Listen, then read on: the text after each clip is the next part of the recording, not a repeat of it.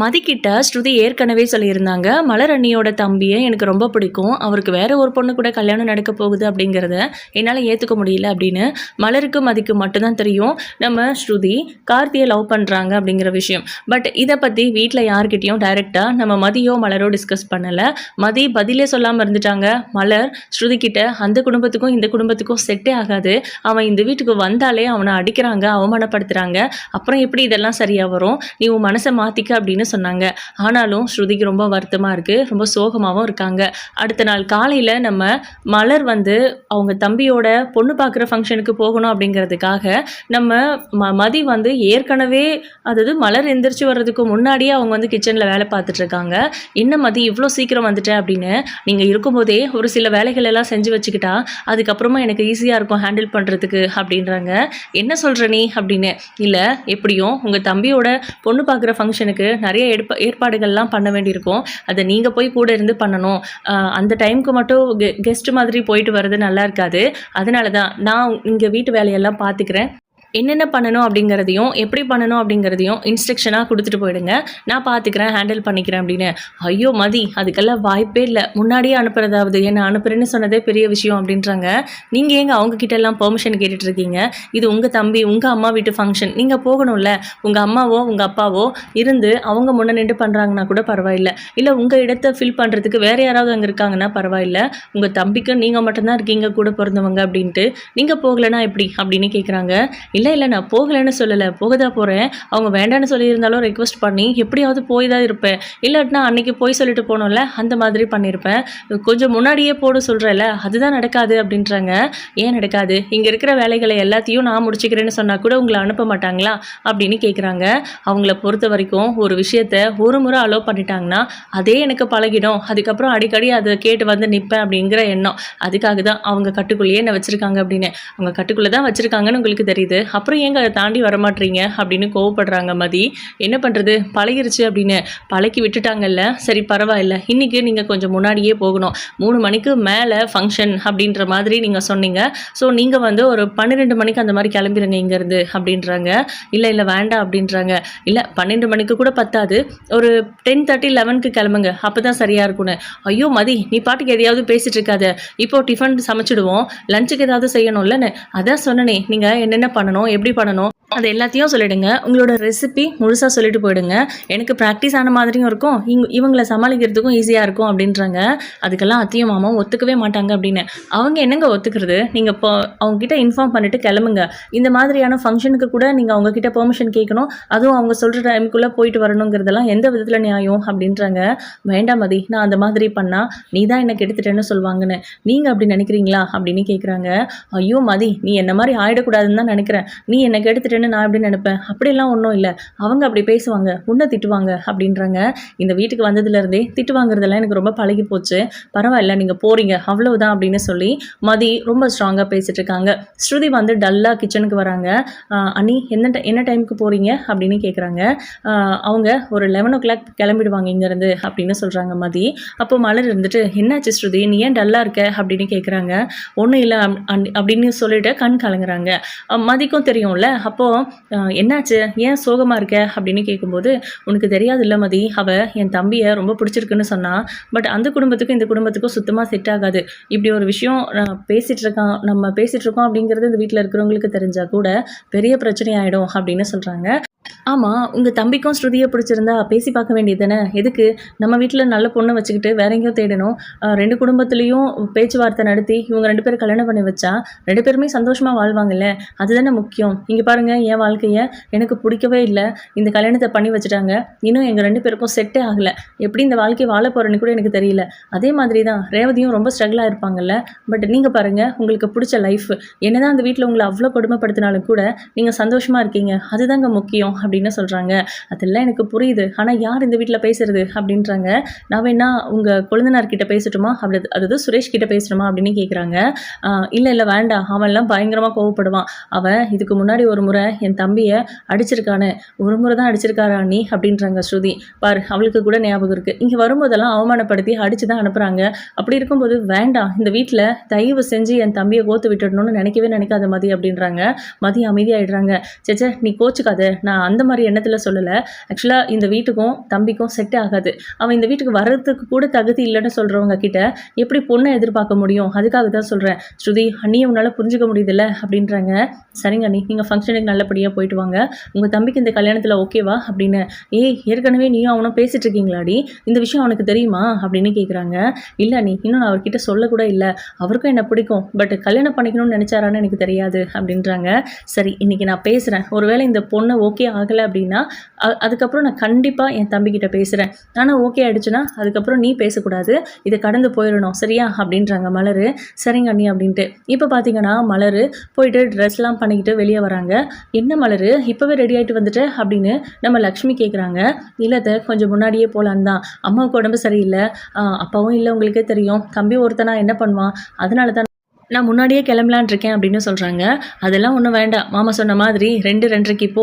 என்ன, உங்கள் அம்மா வீட்டுக்கு ஒரு 1/4 மணி நேரத்தில் போயிடுவேன். அங்கேருந்து ஃபங்க்ஷன் நடக்கிற இடத்துக்கு போயிட்டு ஒரு 3:30 4 o'clock வீட்டுக்கு வந்துரு. அப்போ தான் குழந்தை ஸ்கூல்லேருந்து வர்றதுக்கும் உன் புருஷன் வர்றதுக்கும் கரெக்டாக இருக்கும். அவங்களுக்கு வேணுங்கிறத பார்க்கணும், இன்னும் நைட்டுக்கு சமைக்கணும் அப்படின்லாம் சொல்லிட்டு இருக்காங்க. ஐயோ, அதெல்லாம் நான் பார்த்துக்கிறேன் அப்படின்றாங்க மதி. மலரும் சொல்கிறாங்க, மதியம் அதே மாதிரி தான் சொல்கிறாங்க. அவங்க இல்லைனாலும் நான் பார்த்துக்குவேன் அப்படின்னு. அம்மாடி, நீ சமைக்கிறதெல்லாம் எங்களால் சாப்பிட முடியாது, அதெல்லாம் ஒன்றும் வேண்டாம் அப்படின்னு சொல்கிறாங்க. இல்லை, அன்றைக்குமே நான் தான் சமைச்சேன் அப்படின்னு மதி வளர்றாங்க. அப்போது மலர் இருந்துட்டு பார்க்குறாங்க. இல்லை, அன்றைக்கி நான் கோயிலுக்கு போயிருந்தேன் அத்தை, மாமாவுக்கு உடம்பு சரியில்லை அப்படின்னு அன்றைக்கி தான் சொல்கிறா. நான் ரெசிபியெல்லாம் சொல்லிட்டு போனேன், அவளே தான் பண்ணா அப்படின்றாங்க. இருக்கட்டும், அதுக்காகலாம் அவள் சமைக்கட்டும் அப்படின்லாம் சொல்லிவிட முடியாது. சாப்பாடு விஷயம் முன்ன பின்ன ஆச்சுன்னா எல்லாத்தையுமே கொட்ட தான் வேணும். அதனால தான் சொல்கிறேன், வேண்டாம், நீ காலையில் மதியம் 2த்துக்கும் சமைச்சு முடிச்சுட்டு எங்களுக்கு பரிமாறிட்டு அப்புறம் கிளம்பு, சரியாக இருக்கும். நீ போய் அங்கே என்ன சாப்பிடவா போகிற, சாப்பிட்டுட்டு ஒரு 2:30 கிளம்புனா கரெக்டாக இருக்கும். போயிட்டு ஒரு 4:30 மணிக்கு வந்துரு, வீட்டு வேலையெல்லாம் பார்த்துட்டு மறுபடியும் நைட் சமைக்கிறதுக்கு சரியாக இருக்கும் அப்படின்றாங்க. அப்போது மதி இருந்துட்டு, நான் தெரியாமல் தான் கேட்குறேன், இவங்க என்ன இந்த வீட்டுக்கு வேலைக்காரியா இல்லை சமையல்காரியா? கரெக்டாக அந்த டைமுக்கு அவங்க வேலையை அவங்க தான் பார்க்கணும்னு சொல்கிறீங்க. ஏன் ஒரு நாள் அவங்க இல்லாட்டினா நம்மளால் சமாளிக்க முடியாதா என்ன? எதையாவது சாப்பிட முடியாதா? இல்லை ஹோட்டலில் கூட வாங்கிட்டு வந்து சாப்பிட்டுக்கலாம். அவங்க இந்த மாதிரி ஃபங்க்ஷனுக்கெல்லாம் போகக்கூடாதுன்னு சொல்கிறதுக்கு எப்படிங்க உங்களுக்கு மனசு வருது அப்படின்னு கேட்குறாங்க. இங்கே பாரு, நான் உங்ககிட்ட எதுவுமே பேசலை, தயவு செஞ்சு இங்கேருந்து போ அப்படின்னு சொல்லி கோவப்படுறாங்க. நம்ம மதிக்கும் கோவம் வருது, இருந்தாலுமே அவங்க அதை பெருசாக ரியாக்ட் பண்ணுறதில்ல. இல்லை, நீங்கள் போங்க, நான் பார்த்துக்கிறேன், என்ன நடந்தாலும் சரி அப்படின்னு மதி சொல்கிறாங்க. மலர் இருந்துட்டு லக்ஷ்மியை பார்க்குறாங்க. அத்தை, தப்பாக நினச்சிக்காதீங்க, அதான் மதி பார்த்துக்கிறேன்னு சொல்கிறாள், நான் கிளம்புறேன் அப்படின்னு சொல்லிட்டு முன்னாடியே கிளம்பிடுறாங்க. அங்கே பார்த்தீங்கன்னா ஆட்டோவில் போயிட்டுருக்கும்போது பாக்யராஜுக்கு கால் பண்ணி விஷயத்த சொல்லிடுறாங்க. அம்மா சும்மாவாக இருந்தாங்க அப்படின்னு. அவங்க என்ன சும்மாவாக இருப்பாங்க, கண்டிப்பாக கோவப்பட தான் செய்வாங்க. என்னென்னமோ பேசினாங்க, அதில் நான் பெருசாக எடுத்துக்கவே இல்லை. அவங்க என்ன வேணால் பேசட்டோன்னு சொல்லி கிளம்பிட்டேன். மதி தான் எனக்கு இப்படி சொல்லி கொடுத்தா அப்படின்றாங்க. மதியோட பேர் கெட போகுதுன்னு. ஆமாம், இதுக்கு மேலே கெடுறதுக்கு என்ன இருக்குது, அதான் பேச வேண்டியது சொல்ல வேண்டியது எல்லாத்தையும் சொல்லிட்டாங்களே, அப்புறம் என்ன, விடுங்க, என்ன வேணால் நடக்கட்டும். என் தம்பிக்காகவும் அம்மாவுக்காகவும் நான் ஒரு நாள் ஒதுக்கக்கூடாதா என்ன? வாழ்க்கை முழுக்க அந்த வீட்டில் தானே இருக்க போகிறேன் அப்படின்னு சொல்லி வருத்தமாக சொல்ல, சரி நான் சரியான நேரத்தில் ஃபங்க்ஷனுக்கு வந்துடுறேன், பெர்மிஷன் போட்டுட்டு அதுக்கப்புறம் 2 பேரும் வீட்டுக்கு போயிடலாம் அப்படின்றாங்க. வீட்டுக்கு தெரிஞ்சால் பெரிய பிரச்சனையாகும், அதெல்லாம் நீங்கள் எப்படி சமாளிக்க போகிறீங்கன்னு யோசிச்சுட்டு அதுக்கப்புறம் வாங்க. இப்போ நான் கிளம்பி வந்ததுக்கே அத்தை அங்கே என்ன பண்ணிட்டு இருப்பாங்களோ தெரியல அப்படின்னு சொல்லிட்டு ஃபோனை வைக்கிறாங்க. அதே மாதிரி தான் லக்ஷ்மி ராகவன் கிட்ட போய் அவங்க பாட்டுக்கு புலம்புறாங்க. அதான் போயிட்டால, வரட்டும், அதுக்கப்புறம் பார்த்துக்கலாம், இங்கே யாரும் இதை பற்றி பேசக்கூடாது அப்படின்னு சொல்லிடுறாங்க. இங்கே நம்ம மலர் பார்த்தீங்கன்னா அவங்க வீட்டுக்கு போகிறாங்க. ஆச்சரியப்படுறாங்க மலரோட அம்மாவும் தம்பியும். என்னக்கா 3 மணிக்கு போகிறதுக்கு இப்போவே வந்துட்டு 11:30 தான் ஆகுது அப்படின்றாங்க. ஆமாடா, இங்கே பாரு, பழம் இந்த தட்டில் வைக்கிறதுக்கு தேவையானதெல்லாம் வாங்கிட்டு வந்துட்டேன் நானே அப்படின்னு சொல்கிறாங்க. அப்பா, யாருடா கடைக்கு போகிறதுன்னு யோசிச்சுட்டு இருந்தேன், இவன் வேறு எதுவுமே தெரியலன்னு சொல்லிட்டான், அதான் கூட போயிட்டு வரலான்னு யோசிச்சுட்டு இருந்தேன், நீ நல்ல வேலை வாங்கிட்டு வந்துட்டேன் மலர் அப்படின்றாங்க. மதிதாமா எனக்கு ஐடியாவே கொடுத்தா, முன்னாடி போய் அந்த எல்லா ஏற்பாடுகளையும் பண்ணிவிட்டு நல்லபடியாக நிம்மதியாக போயிட்டு வாங்கன்னு சொன்னான், அதனால தான் கிளம்பி வந்துட்டேன். இன்னும் ஈவினிங் தானே நம்ம போக போகிறோம், அது வரைக்கும் நம்ம ஜாலியாக உட்காந்து பேசிகிட்டு இருக்கலாம் அப்படின்னு ஆசையாக சொல்கிறாங்க. அக்கா, காலையில் சமைச்சது எங்களுக்கு செட்டே ஆகலை, அம்மாவும் இப்போல்லாம் வர நல்லா சமைக்கவே மாட்றாங்க, நீ ஏதாவது சமைச்சு கூட அப்படின்னு. டேய், அவளே கிச்சனில் தான் வெந்து வேகாமல் வந்துட்டுருக்கா, நீ என்னடா வந்த உடனே வேலை வைக்கிற பிள்ளைக்கு அப்படின்னு கேட்குறாங்க. இதில் என்னம்மா இருக்குது, அங்கே அத்தனை பேருக்கு சமைச்சு கொடுக்குறேன், இங்கே நான் உங்களுக்காக பண்ணி தர மாட்டேனா அப்படின்னு நம்ம மலர் போய் ஆசையாக சமைச்சு அவங்களுக்கு சாப்பாடு பரிமாறுறாங்க. 2 மணி ஆயிடுச்சு, கிளம்பலாம் அப்படின்னும் போது பாக்யராஜுக்கு கால் பண்ணுறாங்க. அவங்க கால் பண்ணிட்டு இருக்கும்போது கரெக்டாக உள்ளவே வந்துட்டாரு. என்ன பாக்யராஜ், இவ்வளோ சீக்கிரம் வந்துட்டீங்க அப்படின்னு கேட்கும்போது, என்னடி மாப்பிள்ளைய பேர் சொல்லிக்கிட்டு அப்படின்னு. அதெல்லாம் அவங்க அப்படிதாம்மா பேசிப்பாங்க அப்படின்றாரு கார்த்தியுமே. அதுக்கப்புறம் நல்லபடியாக இவங்க சமைச்சதை சாப்பிட்டுட்டு எவ்வளோ நாள் ஆச்சு நீங்கள் வீட்டுக்கு வந்து அப்படின்னு நம்ம மலரோட அம்மாவும் ஆசையாக பேசுகிறாங்க பாக்யராஜ் கிட்ட. சரி கிளம்பலாம் அப்படின்னு. நம்ம 4 பேராக இருக்கோமே, எப்படி இன்னொருத்தர் யாராவது வேணும்ல அப்படின்ட்டு. அப்போ மலரோட அம்மா சொல்கிறாங்க, நான் பக்கத்து வீட்டில் இருக்காங்கல்ல கௌரி, அவங்கள கூப்பிட்ருக்கேன், அவங்க வருவாங்க அப்படின்னு சொல்கிறாங்க. அதுக்கப்புறம் தான் அவங்களும் வந்ததுக்கப்புறம் 5 பேராக கிளம்புறாங்க. இங்கே நம்ம லக்ஷ்மி பார்த்தீங்கன்னா எப்படியும் அவள் ஈவினிங் வரும்போது அவளுக்கு இருக்குது அப்படிங்கிற மாதிரி செம்ம கோவத்தில் இருக்காங்க. அப்போ பார்த்து தங்கராஜ் வராரு. தங்கராஜ் வரும்போது வீட்டில் மலர் இல்லை, மதி தான் இருக்காங்க. காஃபியோ டீயோ நல்லாவே வராது மதிக்கு. இருங்க மாப்பிள்ள, நான் காஃபி எடுத்துகிட்டு வரேன் அப்படின்னு லக்ஷ்மி எந்திரிக்கிறாங்க. இல்லத்த, ஏன் வீட்டில் வேறு யாரும் இல்லையா, நீங்கள் ஏன் காஃபி போடணும் அப்படின்னு கேட்குறாங்க. இல்லை மாப்பிள்ள, மலர் அவங்க தம்பிக்கு பொண்ணு பார்க்குற ஃபங்க்ஷனுக்கு போயிருக்கா, ஈவினிங் தான் வருவா, அதான் நானே போடுறேன் அப்படின்னு. இல்லத்த, இல்லை வேண்டாம், காஃபியெல்லாம் ஒன்றும் வேண்டாம், நான் உங்ககிட்ட ஒரு முக்கியமான விஷயத்தை பற்றி பேசிட்டு போகிறதுக்காக வந்தேன் அப்படின்றாங்க. என்னது அப்படின்னு. ஸ்ருதிக்கு நான் ஒரு வரன் பார்த்துருக்கேன், ரொம்ப ரொம்ப நல்ல பையன். அது ஒரு வேளை கல்யாணத்துக்கு அப்புறமும் ஸ்ருதி படிக்கணும்னு ஆசைப்பட்டாலோ வேலைக்கு போகணும்னு ஆசைப்பட்டாலோ அதுக்கெல்லாம் கூட அவங்க அலோவ் பண்ணுறதா சொல்லியிருக்காங்க. நான் என்னதான் அந்த வீட்டோட முக்கியமான மாப்பிள்ளை, வசதியிலையா இருக்கட்டும், எல்லா விதத்துலையுமே ரேவதியை நல்லா பார்த்துக்கிறேன் அப்படின்னாலும் அவளை வேலைக்கு அனுப்ப வேணாம் அப்படின்னு கேட்டால் முடியாதுன்னு தான் சொல்வேன். ஆனால் அவங்களும் நல்லா வசதியாக இருக்காங்க. ஆனால் பொண்ணு வேலைக்கு போகணுன்னு ஆசைப்பட்டா போகட்டும், படிக்கணும்னு ஆசைப்பட்டா படிக்கட்டும்னு சொல்கிறாங்க. இவங்களை விட ஒரு நல்ல பையனை எங்கே நம்ம தேடி கண்டுபிடிக்கிறது? அதான் ஒரேடியாக அவங்கக்கிட்ட பேசிட்டு அவங்கக்கிட்ட சொல்லிடலான்னு நினச்சேன். இப்போ நீங்கள் ஓகே சொன்னீங்கன்னா கூட அவங்கக்கிட்ட நான் பேசிடுவேன் அப்படின்னு. மாப்பிள்ளையோட ஃபோட்டோ ஏதாவது இருக்கா அப்படின்னு கேட்குறாங்க.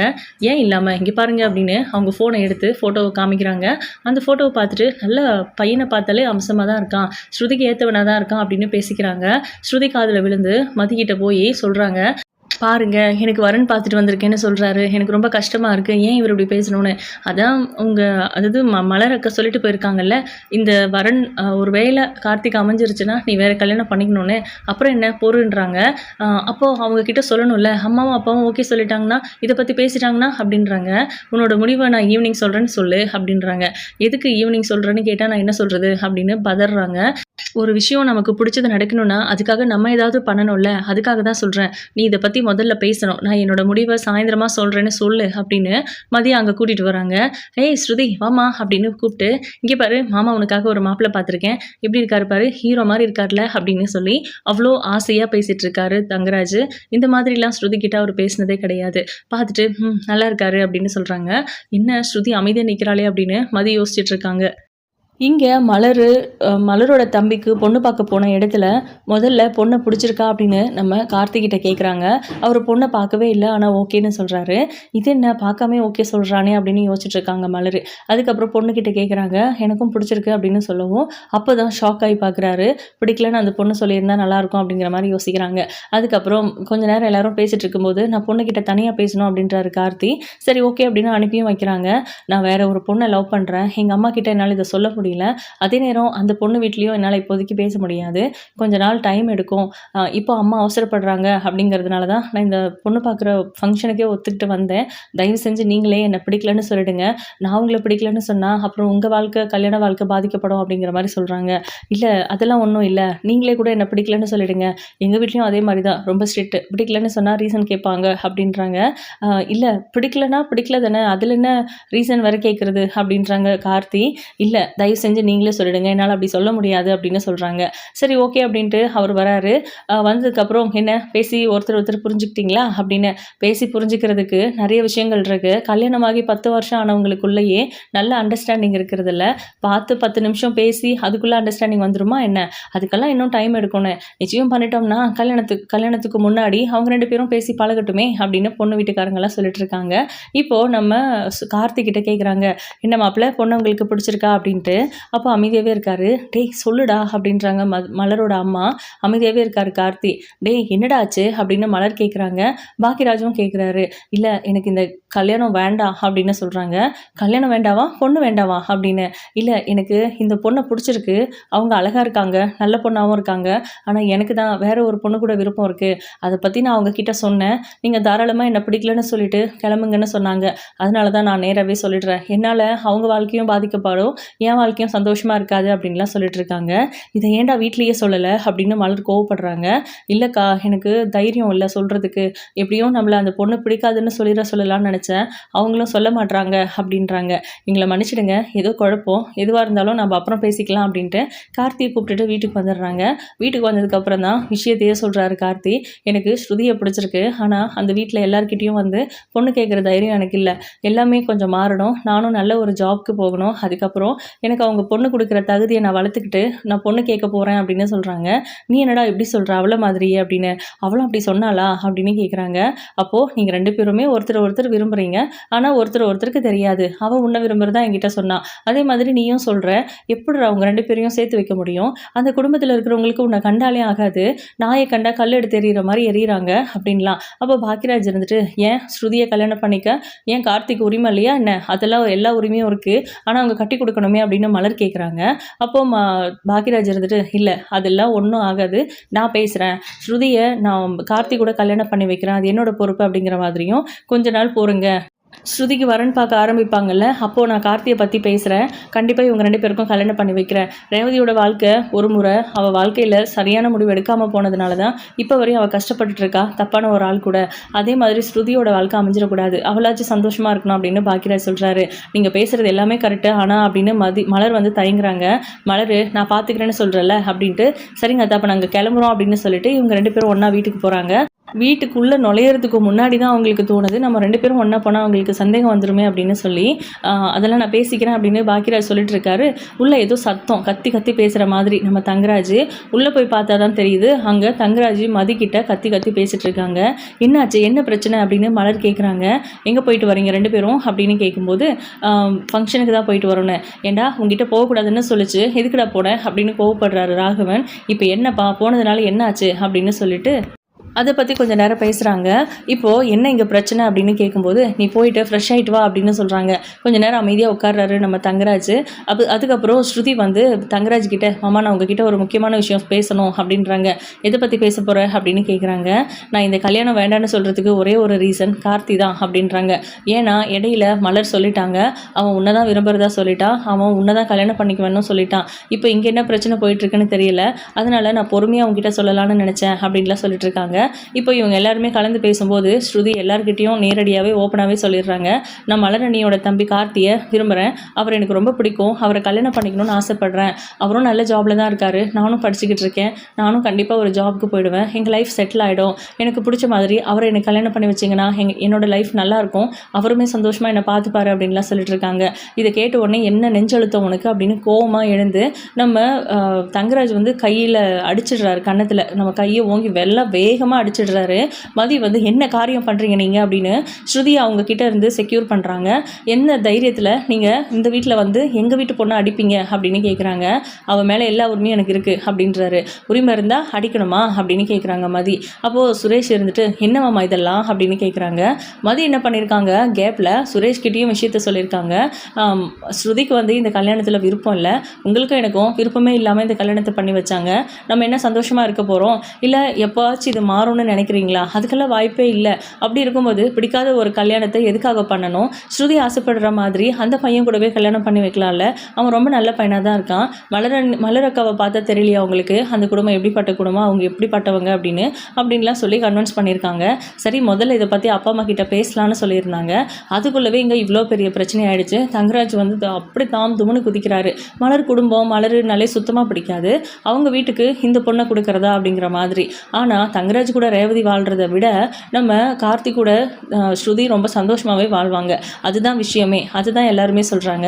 பாக்கியராஜ் சொல்கிறாரு, அப்பா ஸ்ருதியோட விஷயத்தில் எனக்கும் முடிவெடுக்க உரிமை இருக்குல்ல, அதனால் நான் சொல்கிறேன், அவளுக்கு மலரோட தம்பி கார்த்தி கூடவே கல்யாணம் பண்ணி வைக்கலாம், பேசலாம், எல்லா விதத்துலையுமே அவன் தகுதியானவன் தான், ரொம்ப நல்ல பையன் அப்படிங்கிற மாதிரிலாம் சொல்லிட்டு இருக்காங்க. சுரேஷ் பாத்தியாடா உன் அண்ணன் என்ன சொல்கிறான்னு அப்படின்னு ராகவன் கத்துறாரு. அப்பா நான் அவனுக்கு தான் கல்யாணம் பண்ணி வைக்கணும் ஸ்ருதியே அப்படின்னு சொல்லலை, ஆனால் ஸ்ருதிக்கு பிடிக்காத கல்யாணத்தை பண்ண வேண்டாம்னு சொல்கிறேன். பிடிக்காத ஒரு கல்யாணத்தை பண்ணி வச்சதுக்கப்புறம் அதில் எவ்வளோ பிரச்சனை வருது, நிம்மதியே இல்லாத ஒரு வாழ்க்கை வாழணுங்கிறதெல்லாம் அதை அனுபவிக்கிறவங்களுக்கு தான் தெரியும் அப்படின்னு மதியும் சுரேஷும் ஒருத்தர் பார்த்துக்கிறாங்க. இப்போ என்னடா சொல்ல வர, உனக்கு பிடிக்காத ஒரு பொண்ணை கல்யாணம் பண்ணி வச்சுட்டேன், அதே மாதிரி ஸ்ருதிக்கு நான் பண்ணி வைக்கக்கூடாதுன்னு சொல்கிறீங்க, இதில் தலையிடக்கூடாதுன்னு சொல்கிறீங்க, அப்படி தானே அப்படின்றாங்க. அப்படியெல்லாம் யாரும் எதுவும் சொல்லலை. நீங்கள் எத்தனை பேர் தடுத்தாலும் சரி, ஸ்ருதி ஆசைப்பட்ட மாதிரி அந்த பையன் கூட நானே முன்ன நின்று கல்யாணத்தை நடத்தி வைப்பேன். உங்கள் யாரால என்ன பண்ண முடியுதோ பார்த்துக்கோங்க அப்படின்னு நம்ம மதி சொல்கிறாங்க. இதை கேட்டு எல்லாருமே பயங்கர அதிர்ச்சி ஆகுறாங்க. மதி ஏன் இவ்வளோ பெரிய வாக்கு கொடுத்தாங்க அப்படின்னும் தெரியல. ஸ்ருதிக்கு ரொம்ப சந்தோஷமாக இருக்குது, இருந்தாலும் பயமாக இருக்குது. இதுக்கப்புறம் என்ன நடக்க போகுது, இந்த பிரச்சனை எங்கே போய் முடிய போகுதுன்னு வெயிட் பண்ணி பார்க்கலாம். உங்களோட கருத்துக்களை கமெண்ட் பண்ணுங்கள். தேங்க்யூ.